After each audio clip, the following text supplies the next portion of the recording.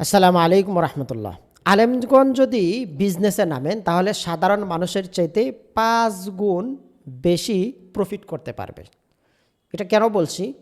কারণ আলেমদের কিছু জিনিস এমন আছে যেই জিনিসগুলো একজন সাধারণ ব্যবসায়ীর তৈরি করতে করতে অনেক সময় লেগে যায়, কিন্তু সেই জায়গায় ওলামায়ে কেরাম কিন্তু সেই জায়গাগুলোতে অটোমেটিক্যালি তাদের ভিতরে আছে।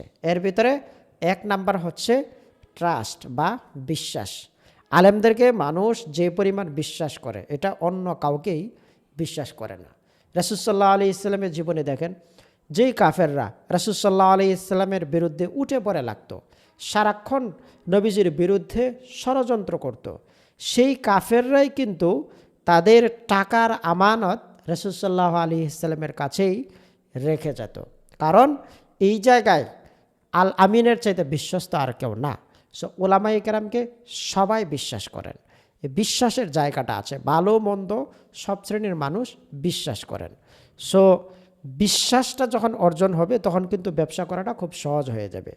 একটা প্রোডাক্ট বা একটা জিনিস 10 জন মানুষ বিক্রি করতেছে, কিন্তু সাধারণ মানুষ আলেমদের কাছ থেকেই নেবে, কারণ সে জানবে যে উনি আমাকে ঠকাবে না। দ্বিতীয় হচ্ছে আপনার যে এই লেবাস, দিনই আলোচনা, সেই জিনিসগুলো আপনাকে আরও অনেক বেশি হেল্প করবে বিশ্বাস তৈরি করতে।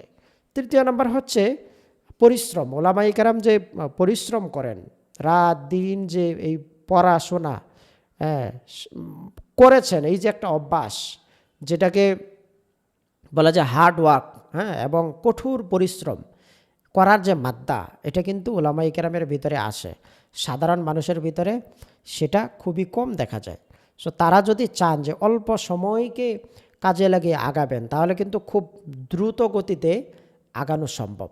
সো আপনি যদি আপনার খেদমতের পরবর্তী 1-2 ঘন্টা সময় পান, তাহলে সেই সময়টাকে কাজে লাগিয়ে, বেশি না 2-3 মাস যদি আপনি একটু সিস্টেম অনুযায়ী শিখেন, তাহলে 2-3 মাস পর থেকে এই 1-2 ঘন্টা ব্যয় করে আপনি মাসে 10 থেকে 20,000 টাকা খুব ইজিলি ইনকাম করতে পারবেন। বিশ্বাস করুন, এটা খুবই সহজ এবং বর্তমান পৃথিবীতে এটা কোনো ব্যাপারই না। এখন 18 বছরের বাচ্চাও, 20 বছরের বাচ্চাও মাসে 50 থেকে 60 লাখ টাকা সে ইনকাম করতেছে, এরকম অনেক আছে।